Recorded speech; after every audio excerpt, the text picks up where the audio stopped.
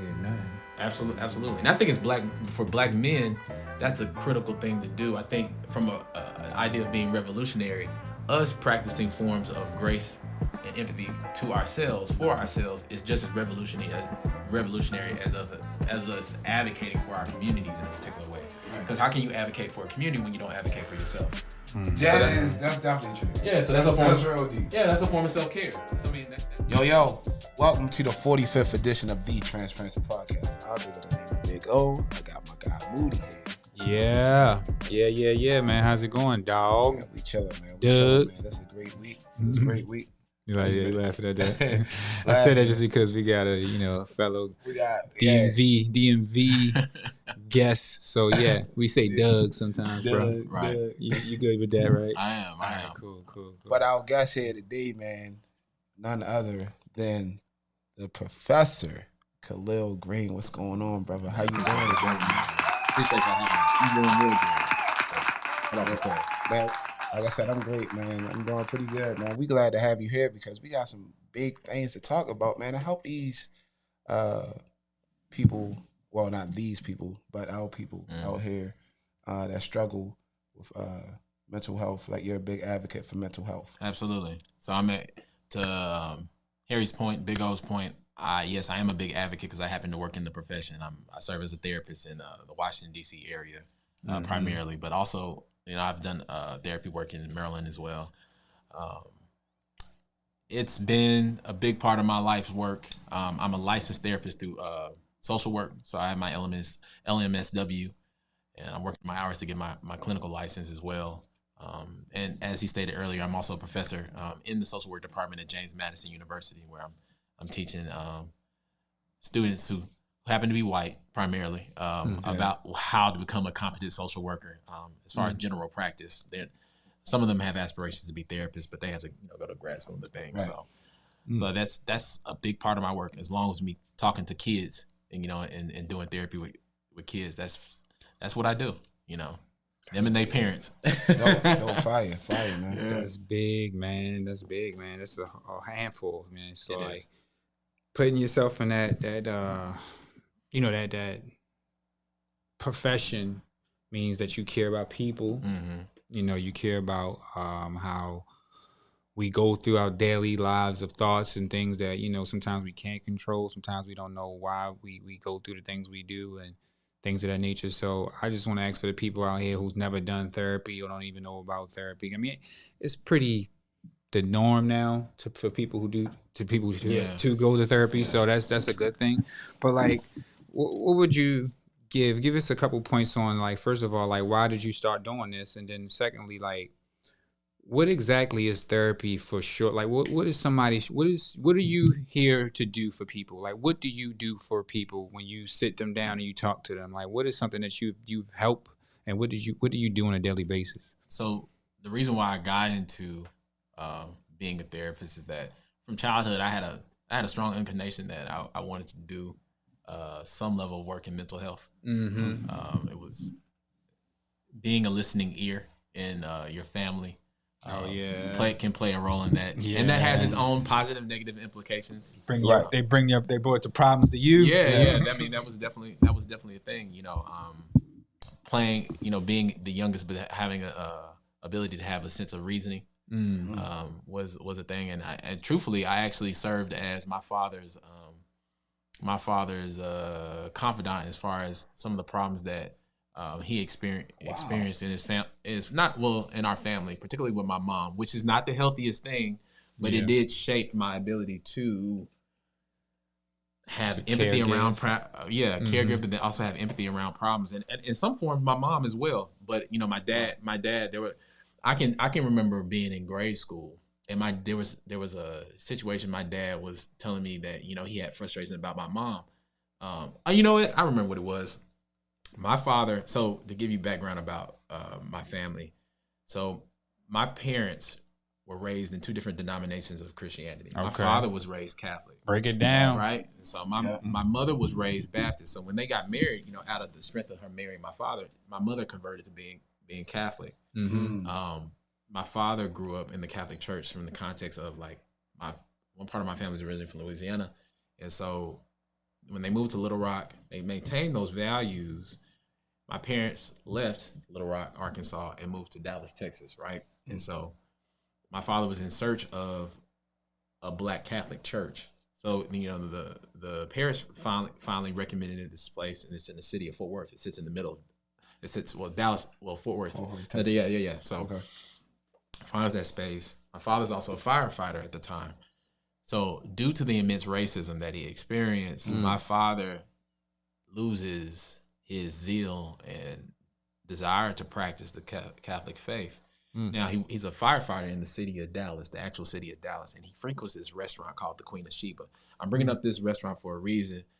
This restaurant is an Ethiopian restaurant. So the Ethiopian restaurant is where majority of not only Ethiopian food is delicious. It is. Absolutely. That's one of the reasons why I love moving to the East Coast. No, real shit. That's one of the reasons why I love moving to the East Coast. Cause coming from Dallas, it was like it was a trek to get to Ethiopian food, because we lived in Arlington, which is a city in the middle of Dallas, and so living here in the DMV, Ethiopian food is so plentiful because there's so many Ethiopians here. So good. Anyways, so good. Sorry, brother. No, that's fine. Hey, man, that's good stuff. So long story short, my father gets invited by one of the patrons in the restaurant to the Ethiopian Orthodox Church in Dallas. He goes, and so the sense of peace that he found there, you know, overwhelmed him. And, you know, shortly after he converted. Now, from a cultural standpoint, that was a lot for my mom to digest and process, and it was completely foreign. My mother's an African-American Southern woman. Now, we earlier offline when we talked about, like, you know, the idea of partnership and leadership and making compromises. That was a hard compromise for my mom to make. So, going back to the original comment that I made in reference to my father as far as being his confidant, I remember him expressing his frustrations around my mom just not blindly following him, basically, for the sense of him being the man of the house. And I said, now mind you, I'm a child. I'm a child saying this to him. I said, Dad, but you got to be reasonable. I mean, you got to be reasonable. I was like, she has no cultural reference to this church. Oh, you're saying that at that? Wow, at that age. But a lot of that but see, here's the thing. A lot of that has to do with who my parents were. Okay. I'm you know, that's even a whole nother conversation. But yeah, I said that to him. I was like, you got to be reasonable. Like, how do you expect her to make that change when this is completely foreign to her? Right. You know what I'm saying? But to identify that as a child is remarkable. It was How a old thing. were you? Oh boy, I may have been. I probably was in between the ages. I'll just for sake of argument, I was probably in between the ages 8 or 10 when I said that. Wow. Yeah.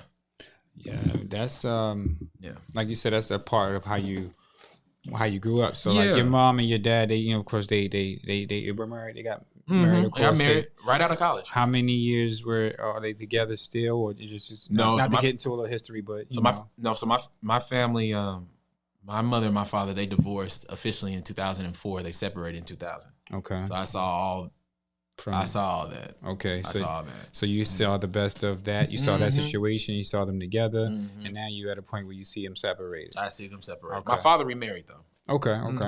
So yeah, man, like that dynamic of growing up with two parents in the household and being who you are today, like how much of that situation, of course, that you just explained, but the two parents in the household and that confidant that you're saying, and that person who learned a lot growing up, how all of that really shapes you into doing what you're doing right now?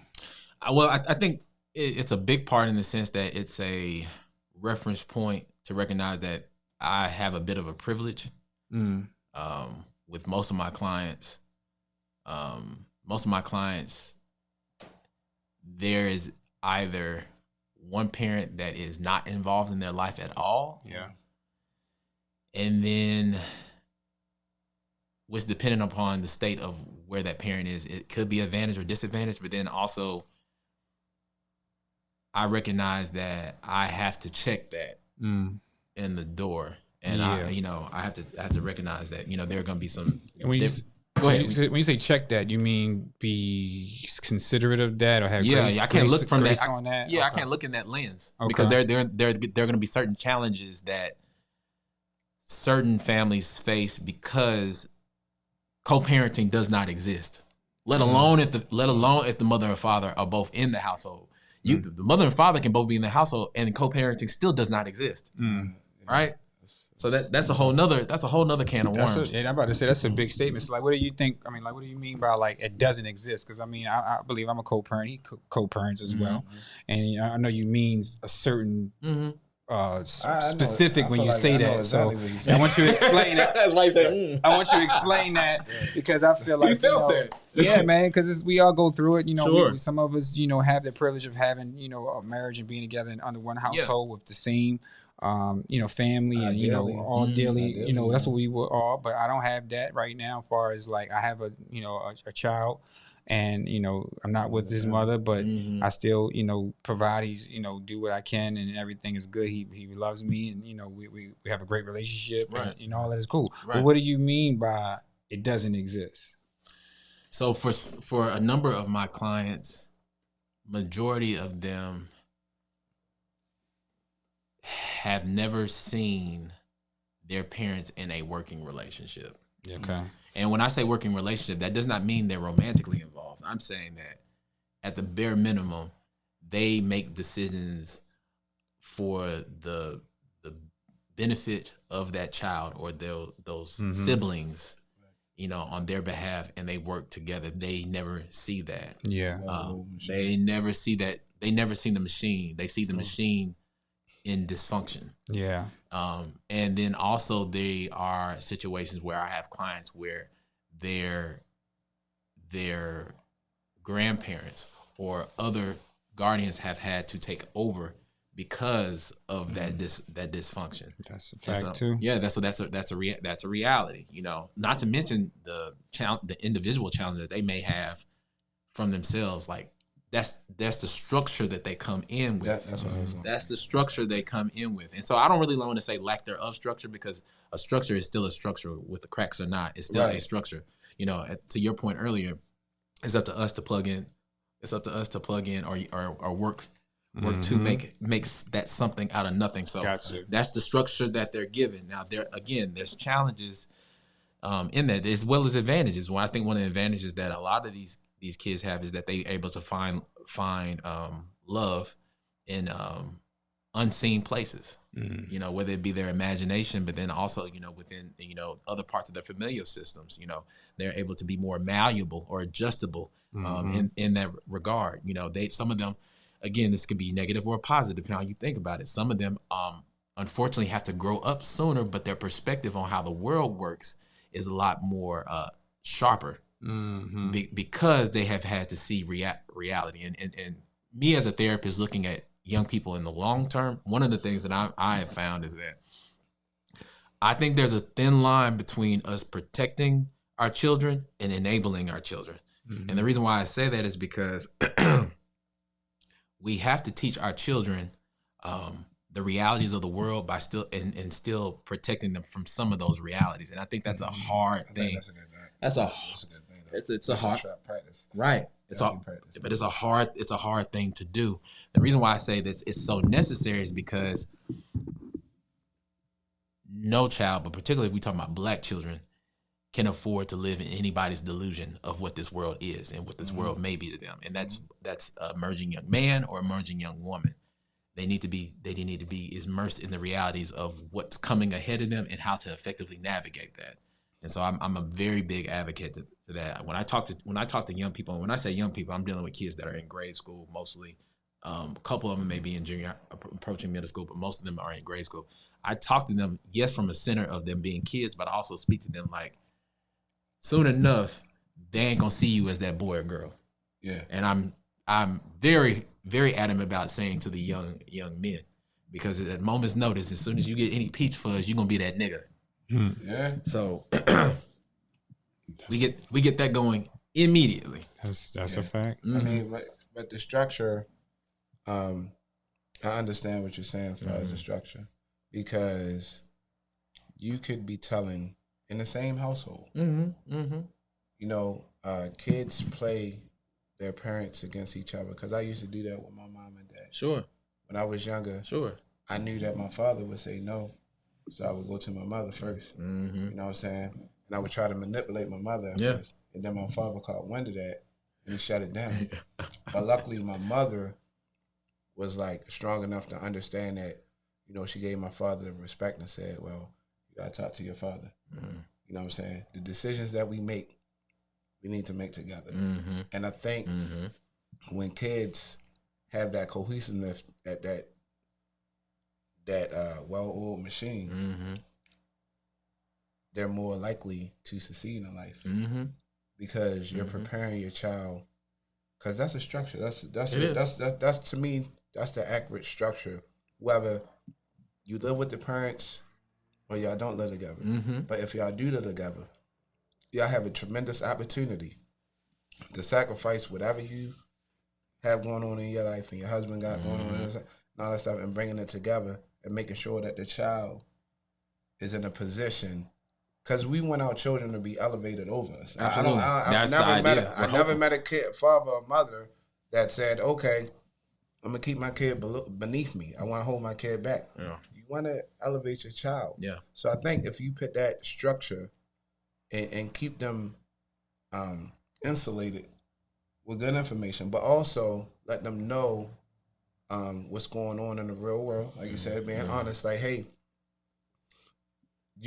I can't send you out in bubble wrap. That's right. I can't send you out in this world. It's a real nasty world. That's right. Like, whether it goes from middle school, like middle school, people change. Like, if you really look at it, when you go to pre-K or kindergarten, you have about like 30 friends. Yeah. 30 friends, 40 friends, all these friends. Yeah. First grade, turning a couple more, like they start falling off. Yeah. Slowly. And then by the time you get to high school, it's a small clique, if that. Yeah. Yeah. Because I think so many things get thrown at different people. Like, for instance, your friend that you grew up with might start thinking it's cool to start drinking at a certain age. And you like, man, I ain't with that. That ain't the move with me. Yeah. So and you talk to your friend, but he's saying like, nah, this is what I want to do. He got in a different crowd. Okay, that's your clique over there. I'm going to move over here because I don't want to drink. You know what I'm saying? I want to play sports. I want to do this. I want to do that. So I say that all to say, I think the structure is a big, big thing. Yeah. Yeah. Definitely big. Even statistically, they've shown children who've grown up in households that the single parent happened to be the father. Statistically, they've shown that they still end up doing better. Wow. I know people gonna feel the ways about it, but yeah, there's studies that have shown that children who have fathers as their primary parent, as the single parent, they end up being more successful overall. Wow. And a lot of it has to deal with the structure that a man provides different from a woman, and whether it be the physical prowess or his voice, etc., or the regimen, the regimen that the parent that happens to be a man may have. It shows up differently in the results of the child. Now that's not to say that mothers don't provide structure, because plenty of them do, but I guess for in reference to even a emerging young man and an emerging young woman, that respect factor is different. That respect factor is different when it's a father, a present father too. Yeah, a present father that's on your ass. It's different. It hits different, and it always will. But I will say this though, like also people like young women, because I have friends that they're looking for their father. You know what I'm saying? And it's like I'm looking for them because they want to. Are you saying that in their relationships, or just saying in general? They're actually looking for their father. Just in general. Okay. Just in general. That's a good way to clean it up. That's a whole nother. That's a whole nother. That's a whole nother. No. That's funny. I wasn't even thinking that. It's a real thing. But that is true. It's a real thing. But they don't say zaddy for no reason. Yeah. I'm gonna stop. I'm sorry. No, you good. No. That's true. Transparency podcast. transparent That's conversation. real. That is real. That is real. Women are looking Sorry, for ladies. daddies. Women are looking for zaddies. Women are looking for seriously. Because you just turned me. I'm about to say it. Women are looking for zaddies right now. No doubt. I want you to fly me here. I want you to pay for this. I want you to buy me that. I want you to take care of me. I want you to provide for me. I want you to do all this stuff for me. Yeah, the things. All this stuff that my father never done for me. Yeah. It's a sickness. Yeah. And I forgive these sisters for doing that. Sure. I do. I really forgive them. From a distance. But when you really think about it, and it's sad. Yeah, it's beyond sad, bro. It is. All the jokes. Because it's just like, I never received that kind of love. It's people that I know that are married. Mm-hmm. Married, real close friends that I have that are married. Well, I don't want to say real close, but people that I know that are married, that their wife didn't have, like, they were in and out of foster care. They was in, and finally they get this man that love them, and they worship the ground that man walks on. Yeah, it's dangerous. It's very dangerous. It's very dangerous because there's a lot of pressure. He's human. Exactly. Exactly. Yeah, man. I think it's important for everybody to have a relationship with their father because, the father relationship is very important from women to men, and I'm a spiritual guy too. Sure. I think that, having a relationship with, God, and not saying God is a man or woman, whatever, but having a relationship with God is important. Knowing yourself is important. But it is something about having a good relationship with your father. Mm-hmm. And a lot of times, men get put in a position, and we put ourselves in position because we may not have had the structure or had the tools, or we placed in the world. Black men, we're placed in this world, and we get the ladder of a lot of things. So we might not have the best of everything, or he's trying to make. I'm not making excuses or anything, but I'm just saying I know it's difficult out here for us. You know what I mean? Yeah. So when we get out here in these streets and we trying to provide, or we trying to find ourselves, we don't have the guidance, we don't have the knowledge, or we don't have the right situation that keeps us focused, and then it strays into irresponsible, or comes to a point where we not even don't have any structure. So what do you think, like, us as men do wrong, or not saying do wrong, but we lack in so many different things, and then that structure from father to a daughter or a son gets so detached, because it does show that we do good when the father's there. Sure.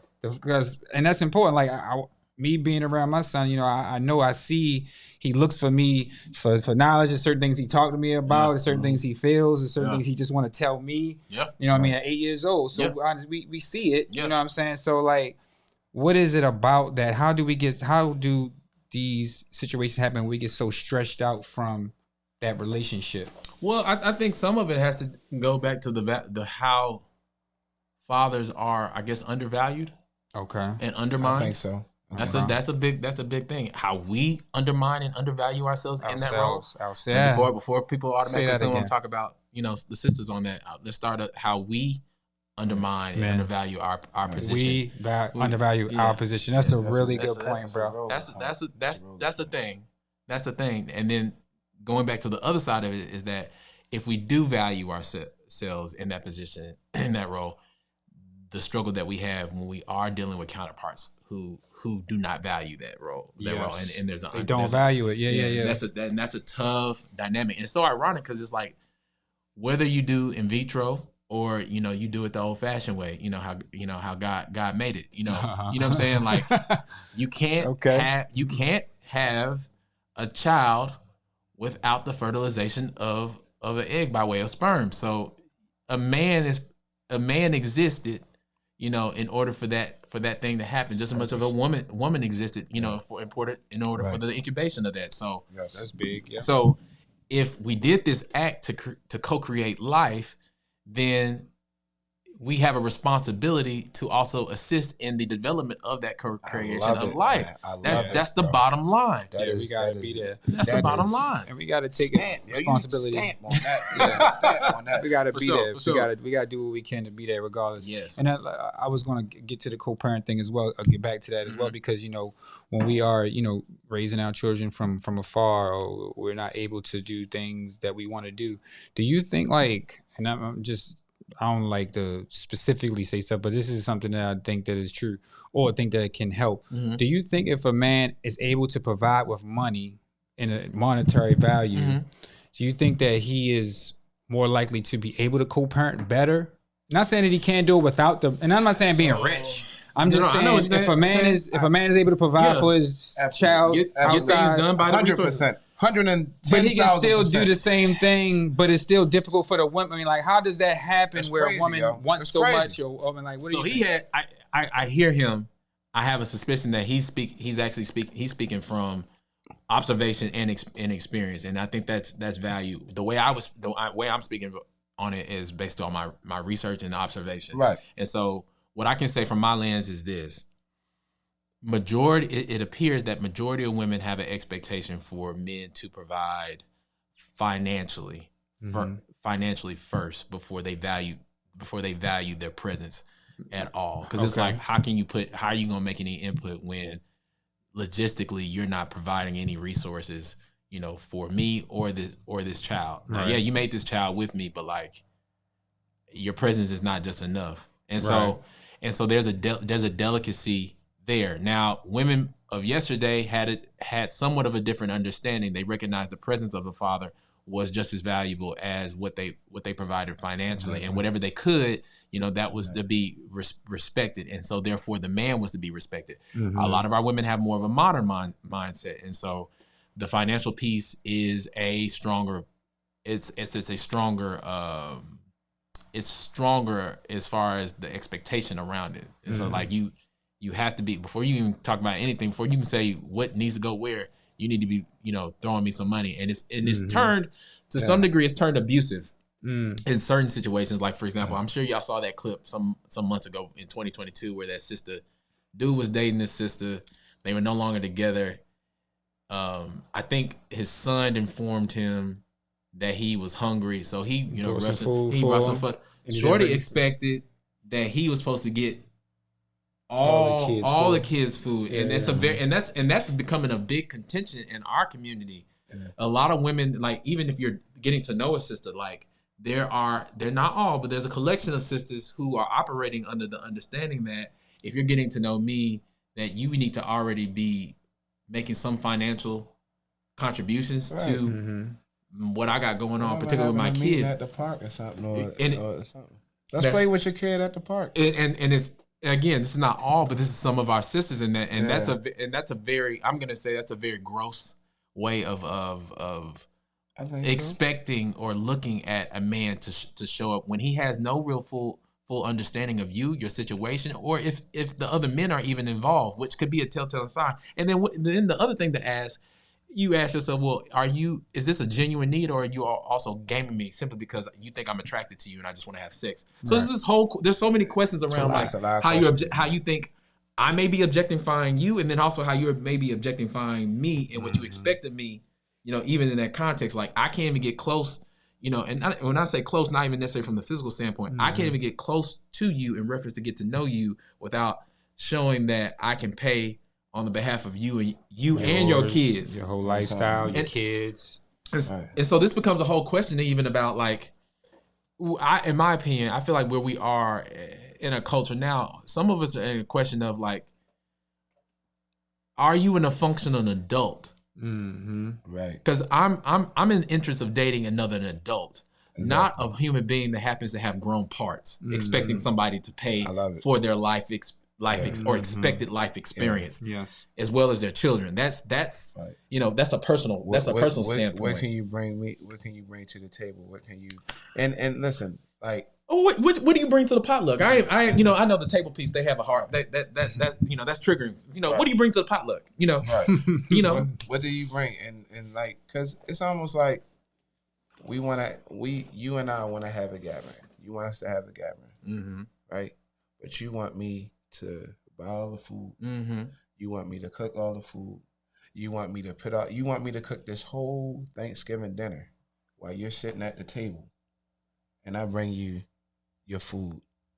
You know what I mean? Yeah. Who's gonna bring me my plate? Yeah, and even that gets challenged in the context of, like, the modern day experience, the modern dating experience. Like, a lot of from my observations, a lot of women have struggled with, the traditional value set because they find it to be oppressive, and which is fine, but a lot of them also still are desiring the traditional sensibilities of yesterday when it comes to men. And so there's a contradiction there. It's like, okay, well, on one end, I don't want to be treated like a woman of yesterday because I feel like they were taken advantage of a certain way, and I ain't the one for that. Okay. And I agree with that. Right. I agree with them. Right. I agree with them. Right. But the other side of that is that there are a number of men. We talk about brothers because we only talk about. I only talk about black folks in this context, but it's applicable for other people. Right. But I talk about black folks. Gotcha. For black folks, right? For us, black men are in a space where we're being expected to gain some new tools about who we are as human beings in reference to how we can be of service to the opposite sex. Outside of the red pill space, that is not necessarily reciprocated in the same context. And so people are feeling taken advantage of. Mm. And so that's why like content creators like Corporate Business out of Chicago or what's another one? Big Jaw out of LA. This is why when they make certain skits, they're doing a sense of like cultural satire on what's actually happening on the streets in reference when we choose to go out and date. They have skits and moments in their content where they're showing these real issues come up. And then it was funny because it's like good research, like Corporate Business. He does a great thing in how there are certain situations that pop up. And he'll ask the audience. He'll step out of the they say, what do they call it in the business? They say it's like the third viewer perspective. And he asked the audience, okay, what should we do in this situation? And it's very interesting to see how the viewers respond because you getting a pulse of like the audience, which is primarily black, right? On like, okay, this is how everybody is expecting as a community to move. So it's good content in that regard. And so as this example, we're in a really interesting space amongst the black space in the context of like our relationships because we are fighting in between what we did in yesterday as well as what we're expecting to moving forward and having to battle in between like how both parties can get, the best of things, but also making compromise in the things that they don't always want to get to recognize like, okay, but there's a bigger picture at play. So with that being said, what do you suggest? Because I'm single now, right? Sure. So I so I don't talk to him. He's the expert. But I don't want to do different relationships, right? Right. And my last relationship was with my son's mother. Real good woman. She's a very good woman. But what we did was we got so excited about each other that we accelerated things before we really, truly got to know each other. Because it was just saying like we were just, wow, you do this, wow, you do this. And then we finally found out who each other was. And we still like, we're good. Like I love her, she loves me. We're still in a good place, like being cool with each other and loving each other. But my question to you is, do you think, because this one I'm saying to myself, next person I date, I'm thinking about, like, when you finally get to know them, take them on a date and all that stuff. Take them on a date, cool, all right, you know what I'm saying, the evaluation process. Because I think it's definitely an evaluation process. Like, it's, you're doing all that, y'all going on dates, you're doing here, you're spending more time together, and it's cool. But before you make that leap, do you suggest, like, counseling before you even get in a not even premarital counseling. I know exactly. Relationship. I get what you're saying. So we can put everything at the table. Sure. So to go ahead and go into that, I think everybody needs to do some form of individual consultation or therapy for the sense of themselves, so they be aware of themselves. Most definitely. But then if they find themselves interested in somebody and they feel like it could be serious, I think couples therapy is a option to explore, or even if that seems too heavy-handed, perhaps going and purchasing like certain books around relationship development is a slow walk. Just a slow walk. It's just saying like everybody want to rush. Like, you handsome. I want to. Yeah. I want you to come sleep with me. I want you to come over my house. I want you. Like, and it's just like, I don't know you. Yeah. I don't know you. Yeah. You don't know me. It's a risk. But see, here I'm gonna say this, and again, there's bias here. I'm gonna say this. Although both parties have levels of risk that both are taking, what I will say is that I do think in the context of men going into relationships, I think that there's certain areas where we have greater risk that often do not get acknowledged. Really? So I'm gonna get there. So for example, if you, say for example, let's go with that scenario you have. If you actually decide to entertain a woman and you really know nothing about her, and you slept with her, and then you find out that she's not a good fit for you. We're not gonna call anybody crazy because clinically we don't really like to use that word. Yeah, I think that's a lazy word. Yes, it is lazy. So a proper woman would be, maybe emotionally unstable, somebody that's not has the ability to regulate their emotions, or they're not self-regulated. These are things we use in the therapists. They're not self-regulated. They're not how to emotionally regulate. All right, not emotionally stable. Yeah. So these are the things. Imbalanced, right. Well, so these are the terms that we use to describe people who are. And in this case, we're talking about this woman. There is an automatic assumption about what you did wrong as opposed to what she did to contribute to this situation going bad. And depending upon how deep you go into that, there are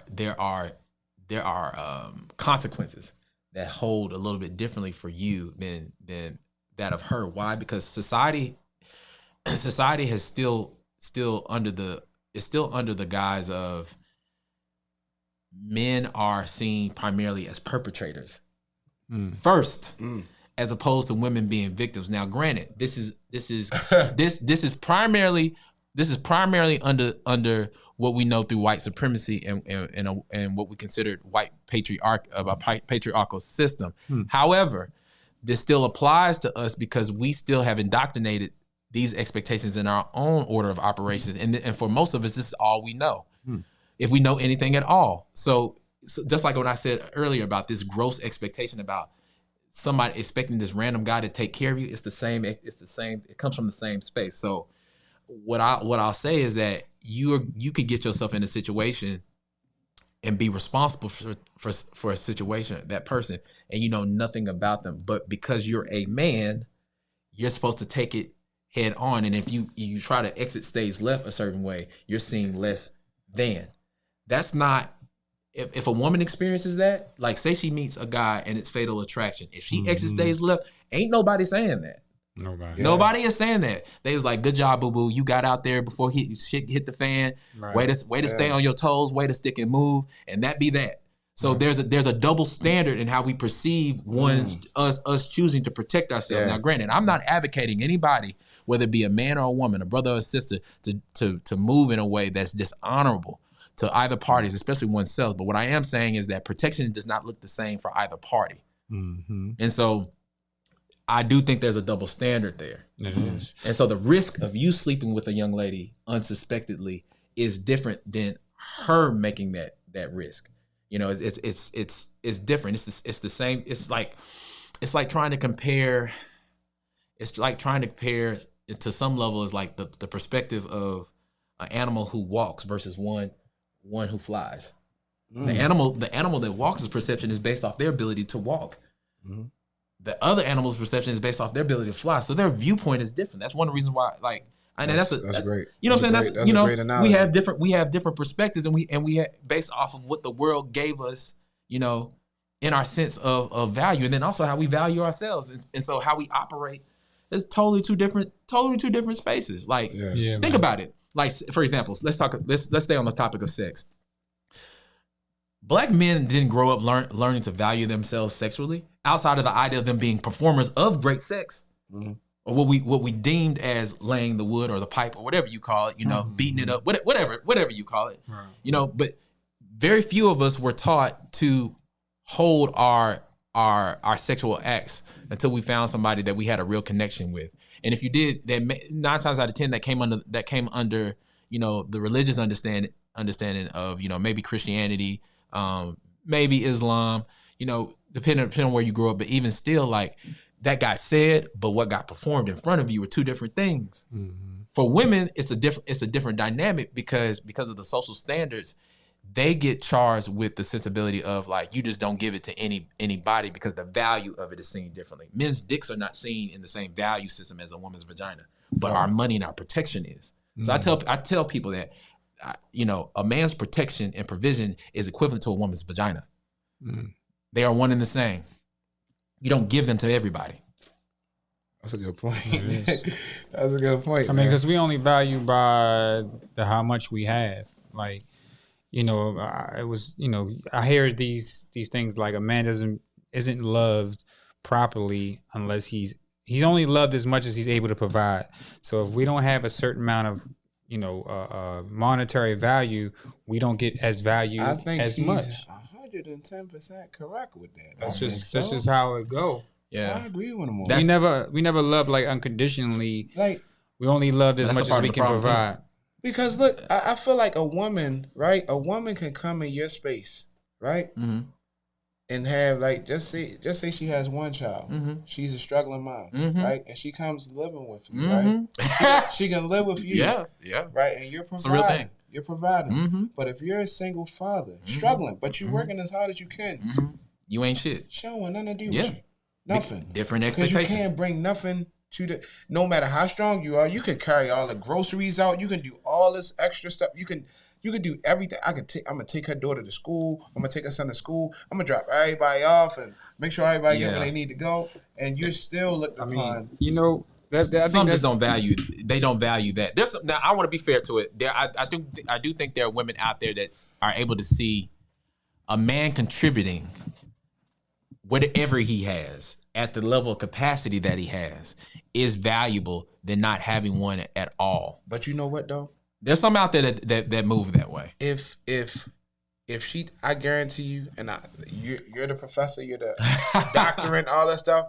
But in my mind, in O's eyes, Harry Swan's eyes, I think if a woman told her best friend that he ain't really providing really, but he a good guy. And, man, I think there's truth there, and he's living in the house, and she's paying all the bills, but he's a good guy, but he's trying to find his way. Yeah, her homegirl eventually gonna say, look, and say one time like she's struggling, like her home, she conveying it to her homegirl, like yeah, you know what I'm saying? I'm just so tired from working. He gotta get off the couch. You gotta get him off the couch. He gotta find something better. Yeah. But if I'm telling Moody that, or whoever, like you or whatever, man, shorty's struggling, man. But you'll be like, dog, just hang in there. Yeah. Hang in there the best way you can. Yeah. That is the difference. To your point, what I'll say is this. I don't disagree with you. I'll still throw this monkey wrench though. So again, this ain't all of them, but this is a number of them. Not saying all of them. No. Of course. Not saying all men. Yeah. So I'm saying that for a reason, because I wanted to be clear throughout this podcast. We clear. Never generalized on a collection Yes. of our people. Right. We recognize a collection operate this way. So that's why I'm saying it. Yes, sir. It's not all. Yes. So a collection of sisters have made some choices to sleep with certain men and co-create life with certain men who they knew weren't worth the time to create the life with, and have also supported those men. And I think there's something to be said to be able to recognize at some point, whether it's by learned experience or observing somebody else's experience, to see the difference between a man who is struggling, but is also putting into work to get out of that struggle, and then another one who is struggling and who is just leaning on you and is just a burden. At some point, there has to be some level of discernment to see the difference. And what my question is that for those women, have you developed the skill set to discern the difference between the two men? Yes. Because otherwise, you're just generalizing. And as we just stated, if we are not practicing generalizing you all, then it's in our best interest that both of us practice that. Because otherwise, we're going to continue to perpetuate the same system that has done both of us wrong. Done it, yeah. And we can't afford that. We can't afford that. Yeah, man. And you're making some big points. Big points, bro. That's major. Like, man, us as a people, I think we are getting better with relationships. Yes.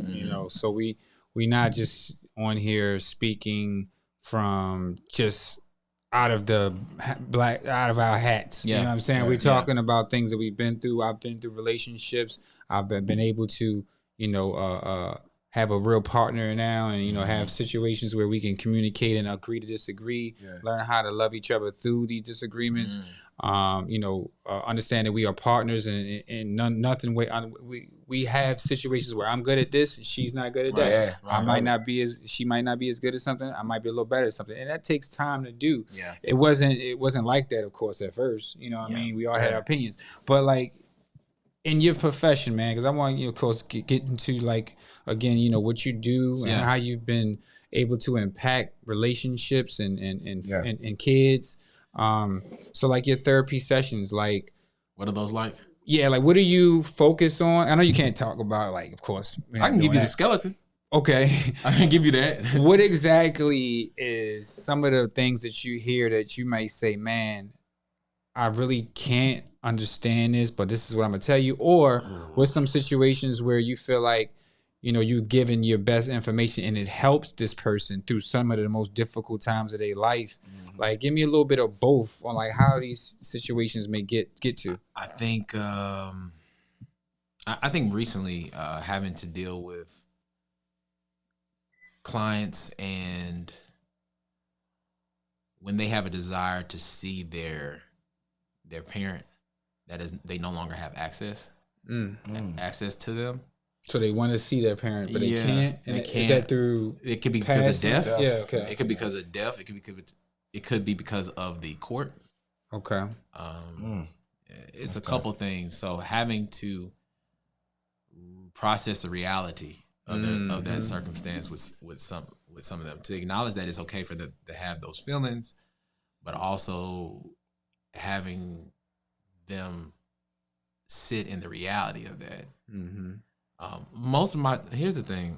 Unfortunately, with most of our Black emerging young people, is that a lot of them struggle to acknowledge their feelings, and the boys are really challenging in that. It's because we were them once, and to an extent, still are them. We doing our best. Yeah, we come from environments. A lot of them, come from environments where their feelings don't mean anything. Yeah, really, that's true, bro. If anything, like if your feelings don't align with somebody else's that has authority over you, and we gotta continue to counter that and say they do matter. Yeah, absolutely. Like, my feelings, what I say matters. Absolutely. What you say matters. Absolutely. What Harry says and how he feels matters. Absolutely. These things matter. Absolutely. So that's there, and so getting them to even begin to process how they feel about their lived experience, that's a thing as well. Like, that's just a hurdle. Now, with the young ladies that are sisters, because they come out the gate being socialized to be more vocal and to be more expressive in their emotions, they're at an advantage, at this period of time. So I have some of my more insightful conversations with the young sisters. Okay. I'm not gonna lie to you. I mean, it's just a matter of fact at this point. However, I've also had certain moments with young brothers as well. When they've chosen to open up, which takes a big thing. Yeah, it takes time. It takes time. So the way I conducted a lot of therapy, I didn't. I like to do some physical activity involved. So whether it's throwing a ball or playing Uno or having them show me their favorite rap song, their rap lyrics, and then process. Yeah, we try to do that at the therapy session. Yeah, we try to be competent in our culture as best as we can. But a lot of the young people, some of them again, they may not have fully acknowledged those feelings, are not even fully aware of them. I mean, we're talking about them having a level of self-awareness, and so like. That's tough, And you teach and you give therapeutic treatment to a certain age range, or are you doing all adults and kids? So at the center that I work for, the organization I work for, I work as a part-time therapist with children ranging from the age of 6 to they can go into the high school age. Okay. But I've worked with adults briefly as well. I honestly want to work with more adults, but when you have children on your caseload, you're dealing with their parentals as well on some level, and you can see. And this is one of the gripes I'm going to say. I'm gonna speak in the mic about this one. Mm-hmm. This is my gripe with Black parents. Oh, yeah. Go ahead. You know, I just want to say this: your child is not meant to be fixed. Your child is not to be fixed. Your child is to be better understood. Your child is to develop a better understanding of themselves so they can operate in a way that's healthier for not only you, but also first themselves. I love that. So I find that a lot of parents look at therapy as a means to discipline their children to be the thing they need them to be so they won't be a bother to them anymore in a certain way. That's the language that I hear. I know a lot of brothers and sisters may not feel like they sound that way, but that's how I end up hearing it. Because I think some of that just has to do with traditionally how we've also raised our children. You know, through corporal punishment, but also as a means to keep our kids out of trouble. You know, potentially to keep them out of harm's way. You know, in the larger society, I think that plays a role. It's like, I'm to control you a certain way. How do you feel about disciplining your children? Do you feel like putting your hands on your child, or, you know, putting them, because now these days I don't think a lot of parents have done that, you know, growing up. I know we of course I did get, sure, you know, not little spankings. Sure. But I stayed out all night one time. Went hard on I stayed out all night. You know what I'm saying? I stayed out all night. That was the wrong thing to say. Wow, pause. And that's important. But my father, yo, bah! I'm about to say that's important because game. you know, my father, you know, of course, wasn't around as much, but I knew even when I had conversations with him, I did something wrong when my mother was, you know, raising me. I know had a situation where I had to, you know, deal with him. Yeah. But my mother definitely, you know, I stayed out all night. Sometimes she definitely, you know, beat me. Yeah. If we did something wrong, we knew her voice was always just a presence. Yeah. But we knew not to, you know, mess with her. So what do you feel like the discipline actions now are doing to the children? Like, how are these children so out of like sync? Why are they so out of control? It seemed like. So I'm glad you brought that up. My dissertation topic is actually specifically looking at how corporal punishment impacts the long-term social outcomes for African American men. Okay. And so, like, one of the things that we hear anecdotally in our community is like, I whoop you to, you know, to keep you out of the streets, or I whoop you so, you know, the cops won't. But if you look at the evidence, like, that gets shown in front of our eyes, that ain't stopping. Somebody growing up getting their ass whooped is never stopping the cops getting on their ass. That ain't never been a thing. George Floyd still got a neck in his, a knee in his neck. And I'm sure that when he was calling out his mama, that was the same mama that probably used to whip his ass down in Port Arthur. So that's just not. That ain't mathing. That ain't mathing. So to give you an idea of my actual stance on it, here's the thing.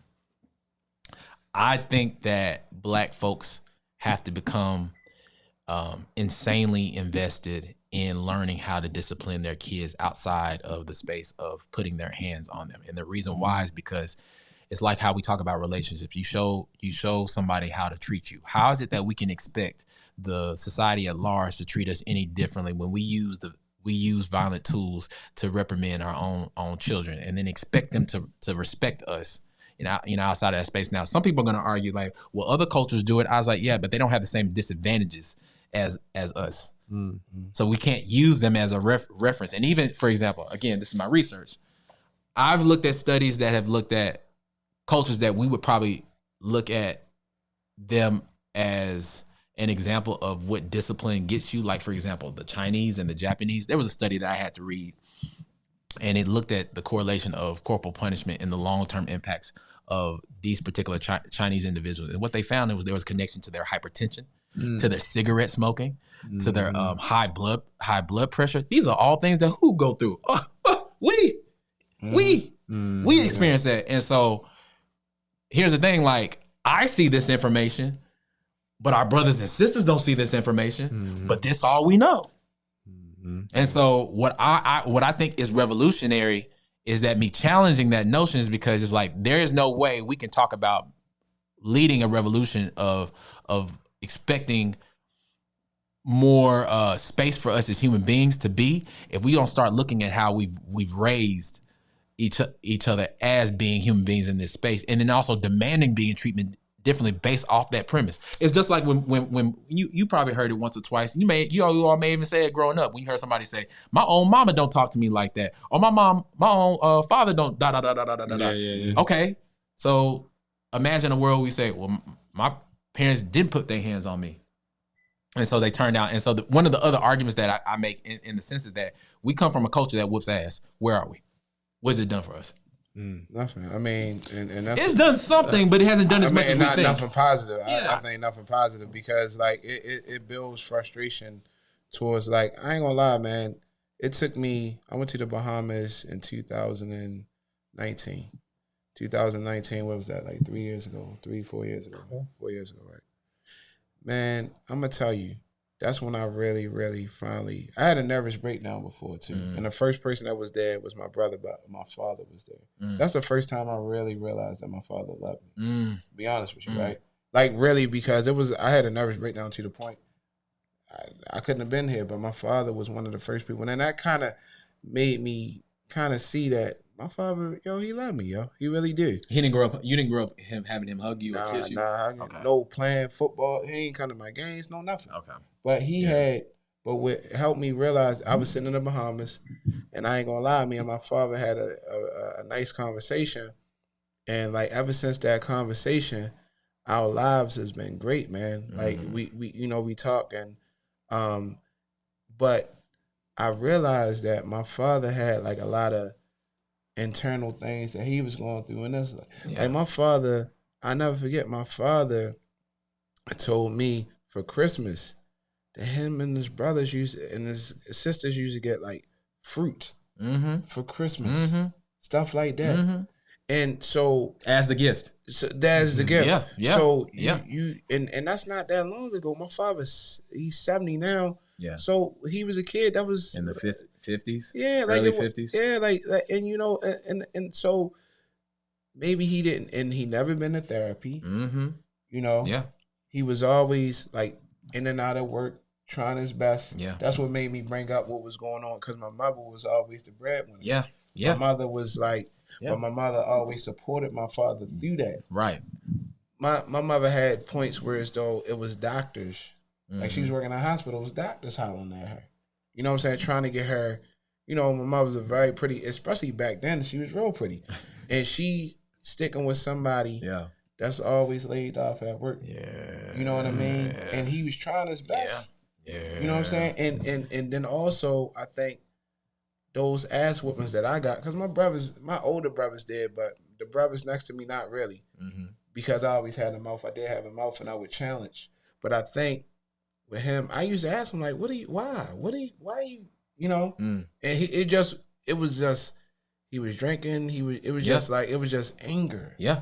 Yeah. Like when I looked at my father, I'm be honest with it now. When I looked up at my father, it was not my father. Yeah. Like I'm looking at it scared. Like it was crazy, man. So I say all that to say, like, I think nowadays I went through that knowing that, okay, it got it. And I used to say this when I was like, when you were saying 8, I was 10 years old.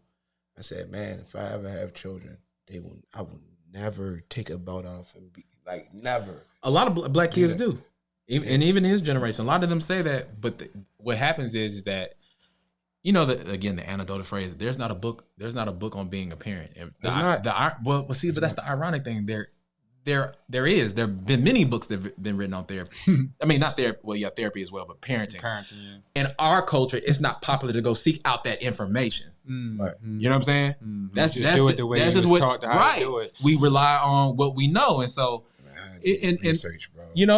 I got girls, so I got a lot of girls. I feel you. So so it's different, right? So the thing about that is like, I'm not telling nobody to reinvent the wheel. I'm just telling people, in this context of like rearing our children, but even particularly our young black men, is that let's think a little bit differently. Like everybody loves the word intentional.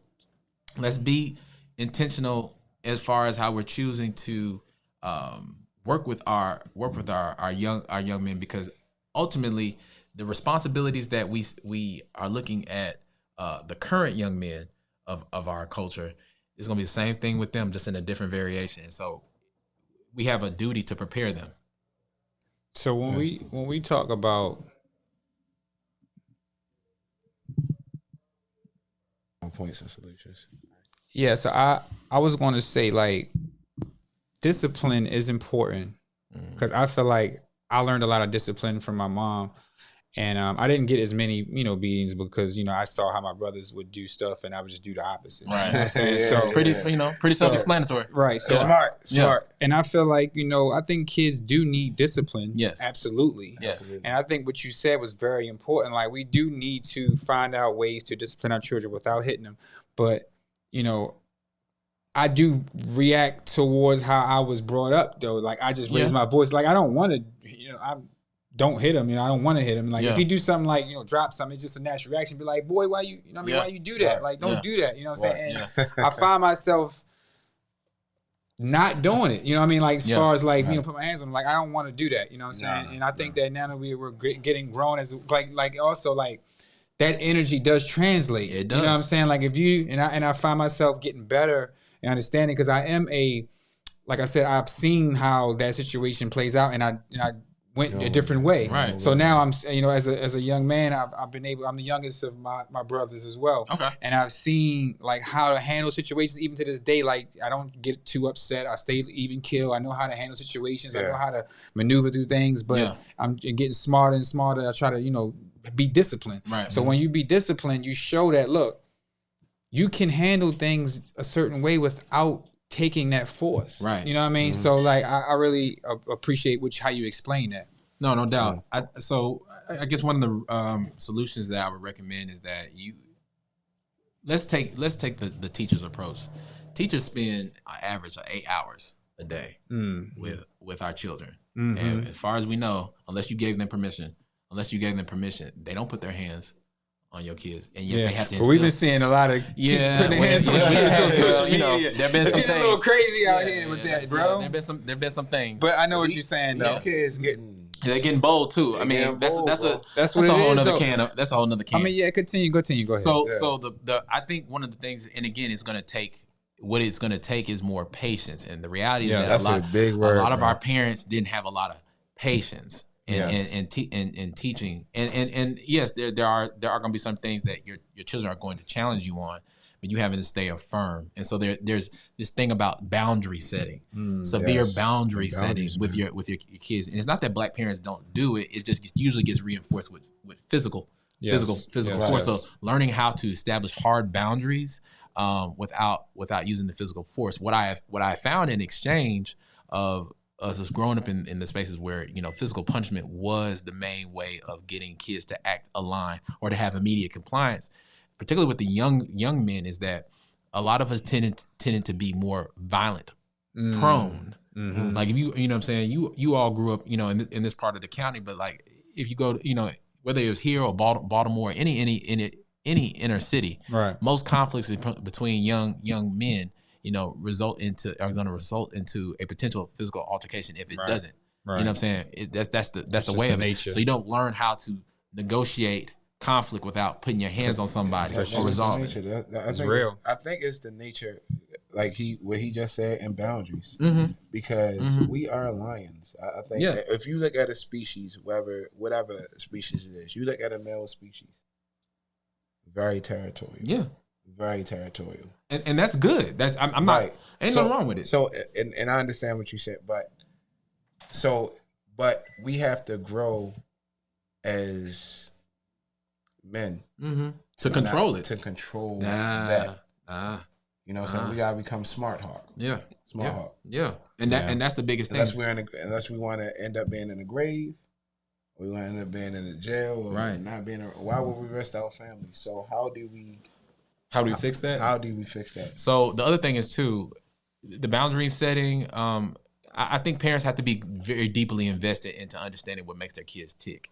But again, that requires time. If you're working all the time, that's a conflict. But you got that's a good question, right? That's great. That's a good point. But you don't have to be in the business about getting to know your kids to understand what makes them operate, Yeah. what makes them operate optimally. So so that's the thing. That's why I said earlier with, when I said to Black parents, I said they're not something to just be fixed. That you have to have a deeper understanding of your children in order to raise them, accordingly. And so the other thing is that, putting them, and what I'm saying is nothing new, but it maybe potentially a different approach, putting them in the programs that also are going to hold them to certain standards. And I'm not even just talking about outside in sports. I'm talking about other organizations where they're around other young accountable individuals, so they can see that as well. And then, in those lessons that they're learning, you can reinforcement and say, well, tell me what you talked about. And it's a constant immersion of spaces where they're having to be held accountable for their actions. Yes. Building a community that forces your children to be more accountable individuals. And you also, as the parent, have to embody that as well. It can't be do as I say, not as I do, because at the end of the day, they're watching you.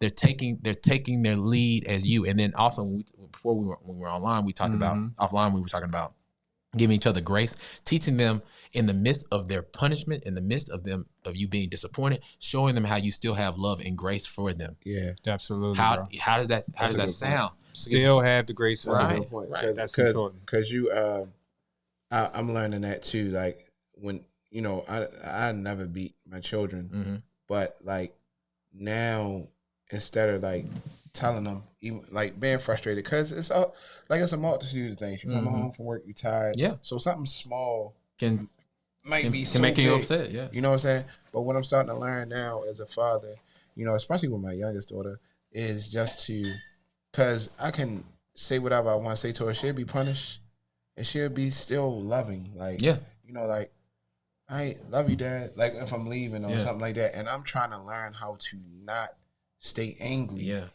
Even though I said like you're in trouble. Yeah. All right, so it's over. Like you're punished. You can't have your iPad. But I still love you. But I still love you. How do you not stay angry though? So how do you let that go?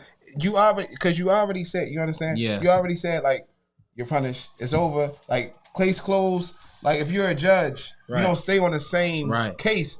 You kind of like close the book. All right, next thing. How do you move on from being angry? I think that's one of the things that for a lot of people who believe in whether it be Judaism, Christianity, or Islam, is that the way that God looks at us is in that way. He sees God sees our transgressions. We receive consequences for them, but there is still an unconditional love, and so. I would suspect that our attempt has to be aligned with that same understanding. It's like you are revoked of this privilege because of said action, and you are experiencing a punishment because of that. But my love for you does not change, and so I've told you what you've done wrong. Yeah. Even in the moment, I may have expressed a frustration or anger for you, but in that moment, that is gone. You still got that punishment, but I love you none the same. Yeah, man. That's something I got to work on. Major, yeah. And that's how, like you say. Thank you for speaking that, because that is how God looks at us. Yes. He still holds us accountable, but he still loves us regardless. And that's how we have to be in this world, because things are going to happen, bro. Like nothing is not going to be perfect. You know what I mean? So like, I like that hoodie you got on. Shout out to this merchandise you got on here. Show that merch, brother. So this is from Minds of the Culture. My homegirl, Dr. Shonda. Y'all can check her out on Instagram. I'll send y'all her information so y'all can do that. Plug it in. But yeah, she's actually in the DMV. DMV, holla at the DMV, man. In the DMV, she's outstanding. She has her own channel as well, and does her own podcast series. Doing a lot of great work. Awesome. So yeah, it's funny. Anytime I find myself speaking on behalf of mental health, I find myself wearing. That's what it is. That's good. I find myself wearing this because it does matter. Yeah, man. And speak on your. I'm about to say your actual platform, your show that you have, your Instagram. If somebody wants to get up with a lot of good information, please put out your info right now, brother. You can find me on TS Griot TS Griot TMG on Instagram, but it would be easy for you just to type in my name. So it's Kahlil Green. So it's KAHLIL Green, and I'll be probably the first one popping up. And so I do a show every week on Wednesdays at 9 p.m. Eastern time called Feel Some Type of Way. And so it's a show that's designed to talk about the things that Black men may have emotional attachment or some type of emotions towards. So I've had brothers on about, certain topics, but I've also done a lot of work with sisters on the show. So like past 7 weeks, I did a series called Pretty Privilege. So I had like 8 different sisters. We talk about their experience of being pretty and the privileges that come with that and how that's awesome, man. Awesome, man. So I do that pretty much every week. I'm on my 60. I just did my 68th. Okay. There you go. So, shout out to that, man. Yeah, 68. Yeah, shout out to that. I mean, you building, brother. Because and to help keep building, man. I really appreciate the work you're doing, man. It was very important to get you on here to help these because we're all for the culture. Absolutely. For our sisters, for our brothers, and the children that's growing up right now. We got to keep them covered. Yeah. You know what I'm saying? With prayers, with love. Absolutely. With hugs, with kisses. Yeah. And all that good stuff, man. Yeah. Like Wu-Tang said, we for the babies, the children. Yeah, man. For sure, brother. Yeah. That's for sure, man. That's all I got, bro. Yeah, appreciate it, man. Thank you so much. Thank you for coming through, Kahlil, man. Thank you. Love, brother. Man. Love. No doubt, man. So I hope you love this podcast. Please like, share, and subscribe. I go by the name of Big O. Got Moody here. You already know. We got my man, Professor. About to be Dr. Kahlil Green. Congrats to that, brother. Keep moving, man. Keep doing what you're doing. Thank you, brother, for coming up, man. No doubt, man. Glad to be here. And this is the Transparency Podcast.